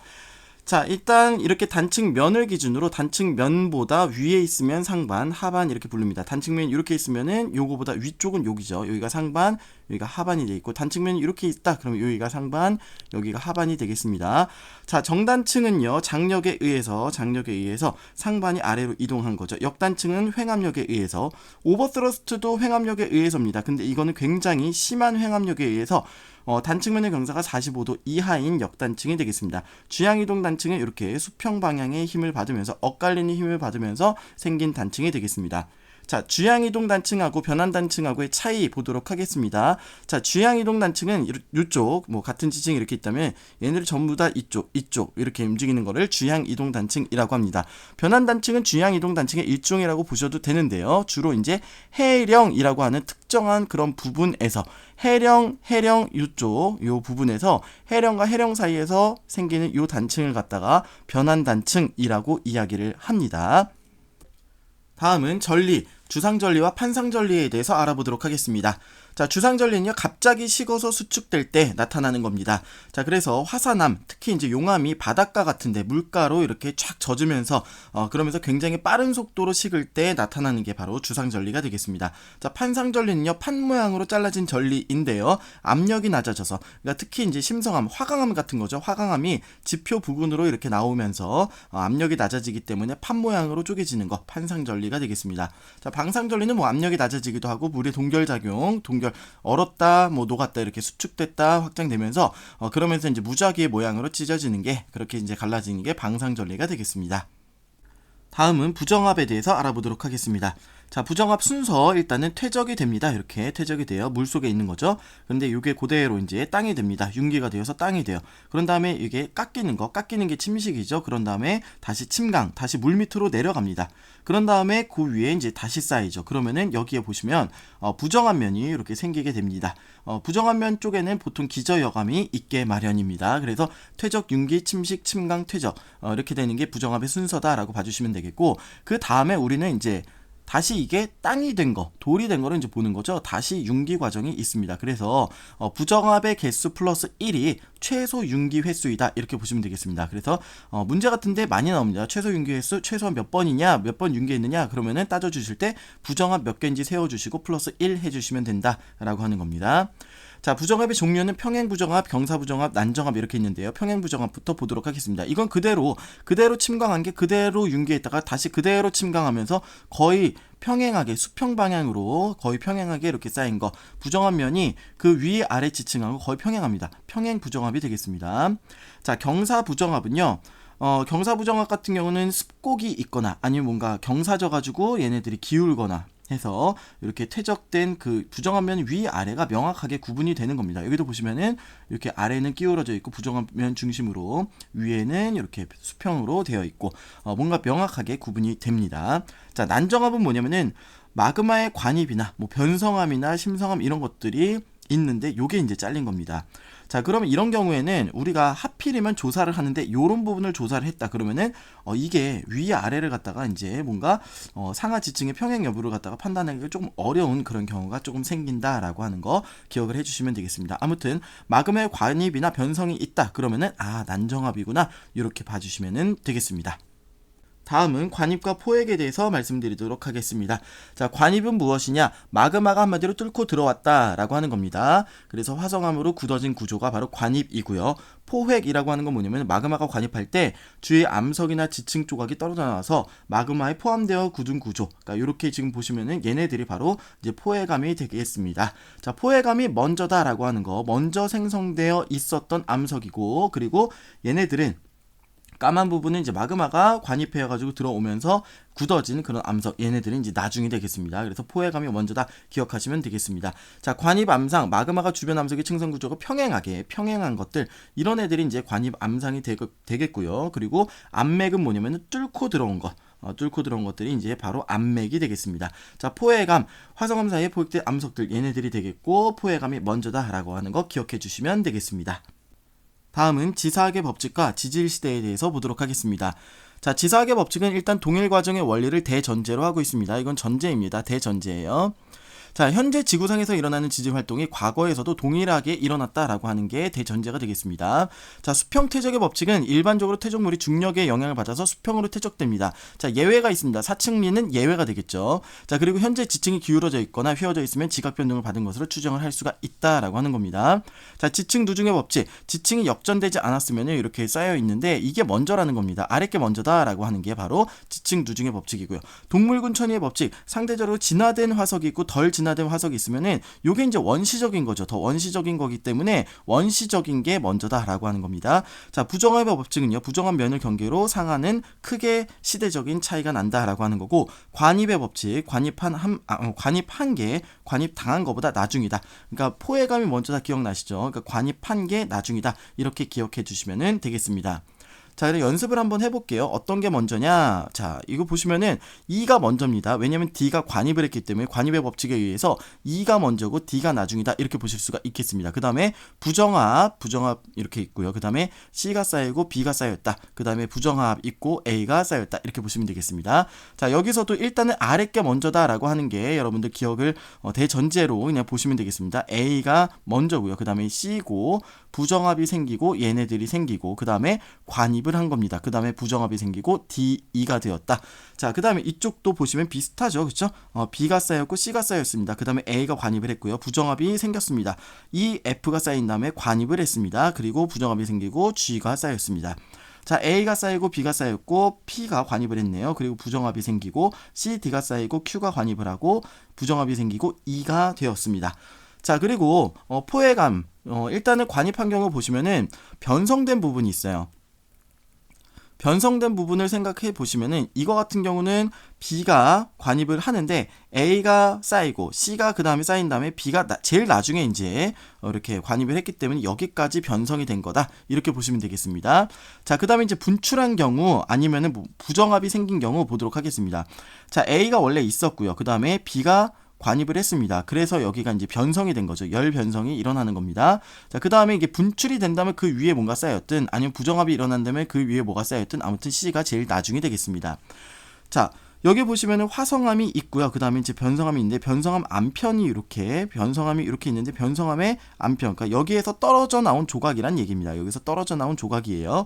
자, 그럼 변성암이 먼저 있었고 거기에 화성암이 관입해 들어오면서 마그마가 관입해 들어오면서 얘네들이 이쪽에서 떨어져 나왔다. 이런 설명이 되겠습니다. 자, 그리고 이것도 마찬가지죠. 화성암이 있는데 화성암이 이렇게 이제 퇴적이 아니라 이제 침식이 될 때 침식이 되면서 화성암 쪼가리가 이렇게 나왔고 거기 이제 퇴적암이 이런 식으로 뭐 쌓였겠죠. 그러면은 화성암이 먼저다. 자, 보시면은 포획암이 아무튼 먼저 생성된 암석이다. 이렇게 보시면 되겠습니다. 포획암이 먼저다 기억해 주시면은 좋겠네요. 다음은 지층의 대비, 암상 대비와 화석 대비에 대해서 알아보도록 하겠습니다. 자, 지층의 대비를 통해서 우리는 상대 연령을 추정을 할 수 있다라고 합니다. 어떤 게 먼저냐, 어떤 게 나중이냐라고 하는 거를 이제 따져주는 게 되겠습니다. 자, 지층의 대비에는 주로 두 가지, 암상 대비와 화석 대비를 이제 이용을 하는데요. 암상 대비부터 보면은 얘네들은 이제 퇴적암을 비교를 하는 겁니다. 자, 그리고 건층이라고 하는 게 있습니다. 비교적 짧은 시기 동안 퇴적이 되면서도 좀 넓은 지역에 퇴적이 된 그런 층이 바로 이제 건층, 열쇠층이 되는데요. 화산이 터졌다 그럼 응해암층이 생길 거고요. 그리고 뭔가 산불이 났다 그러면 석탄층이 생길 겁니다. 석회암층도 뭐 이런 것들이 건층이 될 수가 있다라고 얘기를 하는데요. 자, 이런 것들이 바로 뭔가 기준이 되는 그런 뭔가 키포인트가 된다. 그래서 키층, 열쇠층, 건층이라고 이야기를 하는 겁니다. 비교적 암상 대비는요, 가까운 거리의 지층 대비를 할 때 사용이 됩니다. 뭔가 대륙과 대륙 이렇게 멀리 떨어져 있는, 그러니까 호주하고 미국 뭐 이런 데서는 암상 대비보다는 화석 대비를 이용을 하게 되겠습니다.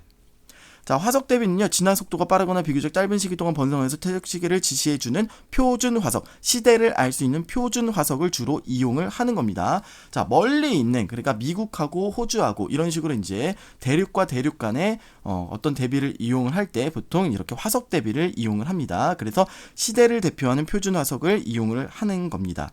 자, 이런 것들 문제 푸실 때 여러분들이 라인을 잘 그려주셔야 됩니다. 그리고 뭔가 이제 없어지는 층들이 있습니다. 이쪽 보시면은, 자, 여기는 요거 위에 얘네들이 있는데요. 자, 여기는 요거 위에 지금 요거는 동일하게 있는데 여기부터 여기가 없죠. 그러면 이걸 갖다가 이제 없어진 층, 그래서 결층이라고 이야기를 하는 겁니다. 자, 이런 거 라인 그려주실 때 여러분들이 그냥 비슷하네 이렇게 그리시면은 절대로 안 된다라고 하는 거고요. 이런 거 화석 같은 것들을 잘 보시면서 얘랑 같은 시기, 얘랑 같은 시기 이런 식으로 연결을 해 주셔야 여러분들이 문제 풀 때 틀리지 않고 실수하지 않고 잘 푸실 수가 있겠습니다. 다음은 암석의 절대 연령에 대해서 알아보도록 하겠습니다. 암석이 실제로 얼마나 몇 년이 된 암석인가 이런 것들을 알아보자는 거죠. 보통 이제 방사성 동위원소 분석법을 이용해서 측정을 합니다. 자, 그런데 이 방법은요, 일단 퇴적암에서는 사용을 안 합니다. 왜 그러냐? 퇴적암에서는 측정을 해보면은 근원암, 그러니까 뭐 화석암이라든지 뭐 그런 것들의 연령이 측정이 되기 때문에 퇴적암에서는 부적합하다라고 하는 거 기억을 해주시고요. 자, 반감기를 알고 그리고 광물에 포함된 모원소와 자원소의 비율을 조사를 하면은 절대 연령을 추정을 할 수가 있다라고 합니다. 자, 모원소가 자원소로 바뀌는데 절반 정도가 바뀌는데 50%가 바뀌는데 필요한 그 시간이 반감기라고 하는 거죠. 자, 이거 같은 경우는 45억 년 지나면은 원래 100%였던 게 이제 50%로 이제 바뀐다라고 하는 겁니다. 자, 여기 보시면 이제 탄소가 질소로 바뀌는 데에도 뭐 이렇게 나오는데, 자, 이거는 지금 5730년이 됩니다. 이런 거 같은 경우는 오래된 그런 연령을 갖다가 추정을 하기에는 좀 어렵겠죠. 자, 그래서 그 연대별로 뭔가 적합한 그런 원소들이 있다라고 하는 것도 기억을 해주시면 되겠습니다. 자, 이렇게 이제 식이 나와 있는데 이 식에 대해서는 한번 뒤에서 더 보도록 하겠습니다. 자, 지금 그래프가 나와 있는데요. 원래 100% 모원소였는데 이것이 시간이 지나면서 이렇게 줄어든대요. 그런데 보시면 반감기를 한 번 지났다. 반감기 한 번 지나면 절반이 된다. 50%가 된다는 거고요. 그리고 반감기를 또 한 번 지났다. 그럼 이것의 절반인 25%가 된다는 얘기입니다. 자, 또 한 번 지났다. 그럼 이것의 절반인 12.5%가 이제 되겠죠. 자, 이런 식으로 이제 반 줄어듭니다. 반감기가 한 번 지날 때마다. 자, 그래서 반감기가 몇 번 지났느냐라고 하는 거를 보면은 모 원소에 이제 남아 있는 양, 원래 처음의 양이겠죠, 초기 양. 초기 양에서 반감기가 몇 번 지났다 그러면 남아 있는 모 원소의 양 이렇게 되겠습니다. 자, 그런데 요 반감기라고 하는 것을 이제 몇 번 지났냐 횟수로 보지 말고 연도로 보면은, 자, 요 라지티가 이제 반감기입니다. 반감기. 그리고 이제 이게 연령이 되겠죠. 연령. 이렇게 해주시면은 반감기가 몇 번 지났다라고 하는 게 조금 더 정확하게 이제 수치화될 수가 있겠습니다. 그래서 n은 모원소 남아있는 양은 n0 초기 양 곱하기 2분의 1의 t분의 t, 이렇게 여러분들이 기억해 주시면 되겠습니다. 다음은 화석에 대해서 알아보도록 하겠습니다. 표준화석과 시상화석이 있는데요. 각각 알아보도록 하겠습니다. 자, 표준화석은요, 짧은 기간 동안 넓은 지역에 분포했던 생물들. 자, 그렇기 때문에 이제 표준화석은 시대를 알 수 있다라고 하는 겁니다. 자, 시대를 알 수 있는 화석 표준화석입니다. 자, 고생대, 삼엽층, 방추층, 고산필갑방 이렇게 외우죠. 고산필석, 그리고 갑주어, 방추충 이렇게 보시면 되겠습니다. 고산필갑방. 자, 중생대 공룡 암모나이트, 뭐 시조새 이런 거 추가적으로 외워주시면 되겠고요. 신생대 화폐석 매머드 이런 포유류들 보시면 되겠습니다. 자, 시상화석은요, 이거는 환경을 알 수가 있는 겁니다. 아, 여기 어디였구나 라고 하는 겁니다. 자, 오랜 기간 동안 살아있는 거, 특히 지금까지도 살아있는 그런 생물들이면 좋습니다. 고사리나 산호 이런 거요. 자, 환경을 알 수 있습니다. 산호, 따뜻하고 얕은 바다, 그리고 고사리, 온난 다습한 육지 이렇게 알 수가 있다라고 하는 겁니다. 자, 그래서 시상화석 보면요, 분포 면적은 적고 그리고 생존 기간은 긴 이런 것들이 이제 시상화석 이런 환경을 알 수 있는 거고요. 자, 표준화석 생존 기간이 짧고 분포 면적이 넓은 뭐 그런 것들이 이제 표준화석 시대를 알 수 있는 거 이렇게 봐주시면 되겠습니다. 자, 화석이 생성되기 좋은 조건은요, 뼈, 이빨, 껍데기 같이 단단한 부분이 있어야 좋고요. 생물체가 죽은 다음에 빨리 묻혀야 좋고요. 그 다음에 원래 성분이 화석화 작용을 받으면 좋습니다. 자, 그래서 원래 성분이 그대로 남아있다기보다는 원래 성분이 변질돼서 다른 광물질이 채워지거나 아니면 뭔가 변형돼서 이렇게 남아있는 경우가 많습니다. 자, 그리고 퇴적암이 생성된 후에 뭐 이런 것들이 있으면은 없어지겠죠. 화석이 없어지는 경우가 있습니다. 뭐 변성암이 됐다 그러면 거기에서는 화석을 찾아볼 수가 없는 겁니다. 자, 화석의 이용, 지층에 대비 뭐 지질시대 구분하는데 이용이 되고요. 그리고 고기 후 옛날에 여기 바다였구나, 여기 호수였구나, 뭐 이런 것들 알 수가 있는 거고요. 그리고 뭐 생물 진화의 근거로 삼고요. 에너지 자원의 탐사 등에 이용이 된다라고 하는 것까지 알아두시면 좋겠습니다. 다음은 고기 후 추정 방법에 대해서 알아보도록 하겠습니다. 자, 먼저 화석 연구는요, 시상화석을 보통 봅니다. 그래서 환경을 알 수 있는 거죠, 시상화석. 그렇기 때문에 시상화석을 보고 이때 당시에 기후가 어땠구나 라고 하는 거 우리가 알 수가 있습니다. 자, 나무 나이테 조사도 많이 합니다. 자, 나무 나이테가 이렇게 뭔가 조밀조밀하게 있다, 그리고 나무가 뭔가 밀도가 높다 라고 하는 거는요, 뭔가 겨울스러운 거, 그러니까 온도가 낮고 강수량 적고 뭐 이런 겁니다. 자, 그런데 반면에 나이테의 간격이 뭔가 이렇게 넓고요, 뭔가 밀도가 작은 경우에는 뭔가 따뜻했고 비가 많이 왔고 뭐 이런 것들을 이제 알 수가 있다라고 하는 겁니다. 자, 그리고 이제 꽃가루 화석 연구, 꽃가루가 어떤 것들이 이제 종류가 많이 있었느냐라고 하는 걸 보면은 이런 나무가 많았구나라고 하는 거 알 수가 있다라고 하는 겁니다. 자, 석수는요, 이건 이제 석회동굴 같은 경우에 위에서 이제 종유석이 생기고 아래에 이제 석순 이런 것들이 있는데, 이거는 이제 딱 잘라보면은 종유석이는 석순이 잘라보면서 여기 이 시기에는 비가 많이 왔구나, 이 시기에는 건조했구나 라고 하는 것을 우리가 알 수가 있다라고 하는 겁니다. 자, 그리고 빙하 코어 분석 이거 중요합니다.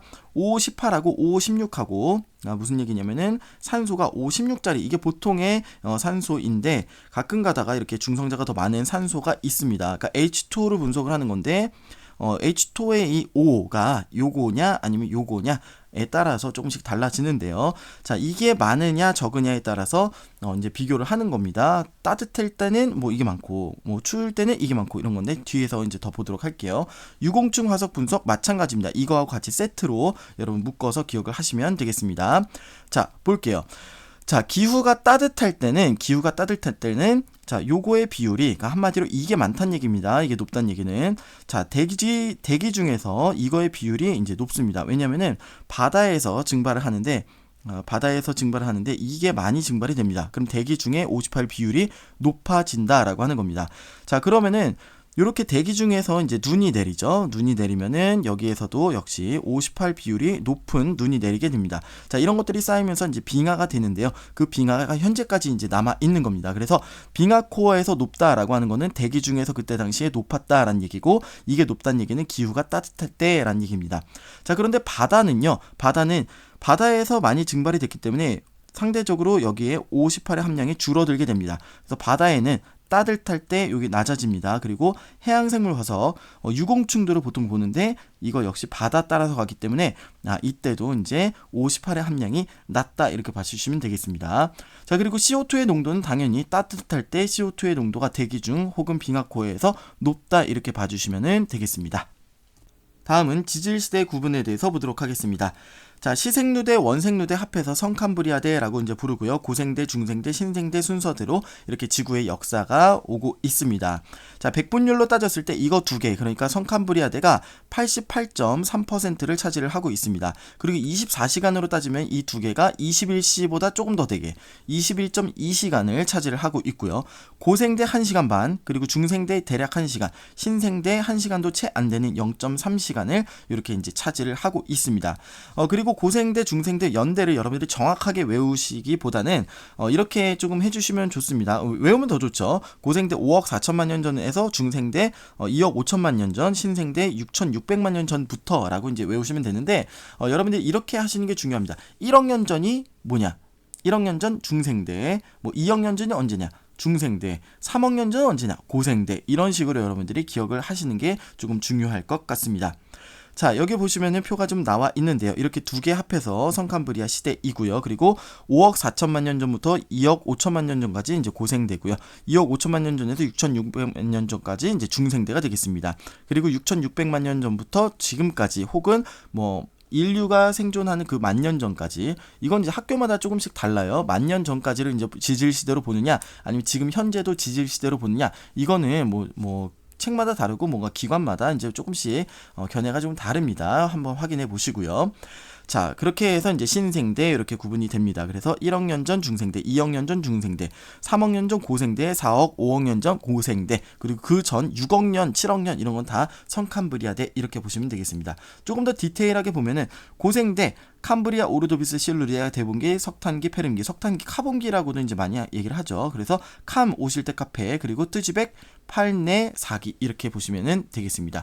그리고 이런 숫자들은요, 뭐 책마다 다르고 그리고 뭔가 연구가 진행되면서 조금씩 바뀔 수가 있기 때문에 그렇게 크게 뭐 중요한 숫자들이 아닙니다. 그러니까 외우시는 게 큰 의미가 없을 수도 있지만 여러분들이 기억하실 거 1억 년 전 언제, 2억 년 전 언제 이런 것들은 기억해 주시면 좋을 것 같습니다.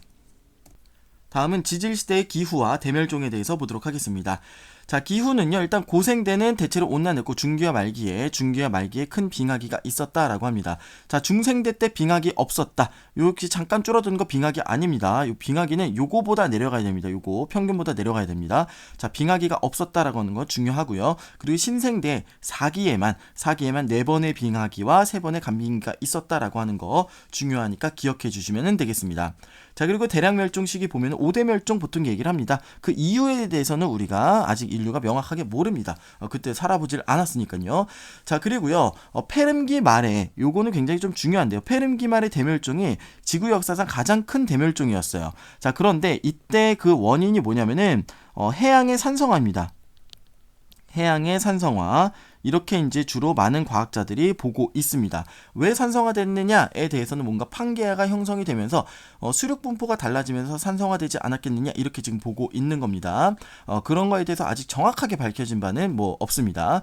자, 해양의 산성화가 아마 이유일 것이다 라고 보고 해양 생물의 많은 종류가 이제 멸종을 했다라고 이제 보시면 되겠습니다. 자, 그래서 고생대 말에 가장 큰 규모의 생물이 멸종이 일어났다.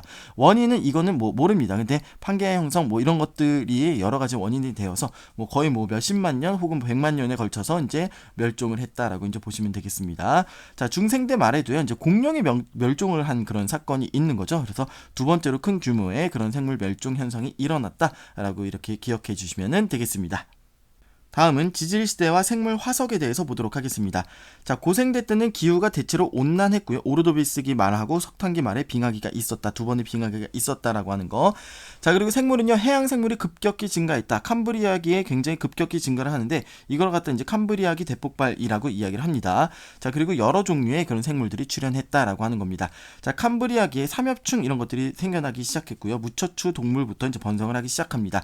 자, 그리고 오르도비스기 어류 기억해 주시고요. 그리고 실루리아기에 이제 대기에 형성된 오존층에 의해서 육상생물, 식물부터 이제 출현을 하는데요. 자, 육상식물이 출현했다. 오르도비스기가 아니라 실루리아기. 여러분들 기억해 주시면 되겠습니다. 자, 대본기 양소리 출현이고요. 그리고 번성은 뭐 그 이후에 이제 뭐 번성을 하게 되겠죠. 그리고 갑주어 같은 어류가 번성하는 게 대본기. 어류의 시대가 대본기고요. 어류가 생겨난 거는 오르도비스기다. 또 구분해 주시면 좋겠습니다. 자, 석탄기의 페름기. 페름기, 석탄기 위쪽은요, 일단은 뭐 유공충, 산호 두 종류 이런 것들 굉장히 많은 해양 생물들이 번성을 하고요. 그리고 양치식물, 그러니까 한마디로 고사리 같은 거죠. 이런 것들이 크게 번성해서 석탄층이 형성되는데 기여를 한다라고 하는 거. 그래서 석탄기라고 이제 부르는 겁니다. 자, 페름기 말에는요, 일단은 90% 이상의 멸종하는 대멸종이 일어납니다. 그리고 거시식물이 요때 이제 출현한다라고 하는 거 기억해 주시면 되겠습니다. 고생대의 그 표준 화석들 고삼, 필갑방 이렇게 이제 외워주시면 되겠습니다. 자, 중생대에는요, 빙하기가 없었다라는 건 굉장히 중요한 그런 게 되겠습니다. 자, 그리고 이제 트라이아스기, 쥐라기, 백악기 이렇게 구분이 되는데요. 자, 거시식물이 이때 번성하게 됩니다. 출현은 고생대 말 페름기 때 이제 출현을 처음에 하죠. 그런데 이제 번성은 이때 이제 번성하는 거고, 소철류, 은행류가 대표적인 거시 식물이 되겠습니다. 자, 그리고요, 원시 포유류도 이때 출현을 합니다. 번성을 하지 않았지만 포유류들이 중생대에 이미 출현을 했다라고 하는 겁니다. 속시 식물도요, 중생대 때 출현을 합니다. 자, 그리고 공룡이 이제 쭉 살았는데 공룡은 이때 다 멸종을 이제 했고요. 시조새 잠깐 뭐 살았다라고 하는 거, 그리고 암모나이트 해양에서 살았다라고 하는 거. 그래서 중생대, 중공암시 이렇게 외워주시면 되겠습니다. 자, 신생대에는요, 3기에는 온난했습니다. 근데 4기에서 4회의 빙하기, 4번의 빙하기와 3번의 간빙기가 있었다라고 하는 건 기억해 주시면 되겠고요. 포유류가 번성을 합니다. 포유류의 시대입니다. 그리고 조류, 새들이죠. 새들, 털 있는 새입니다. 시조새 말고요.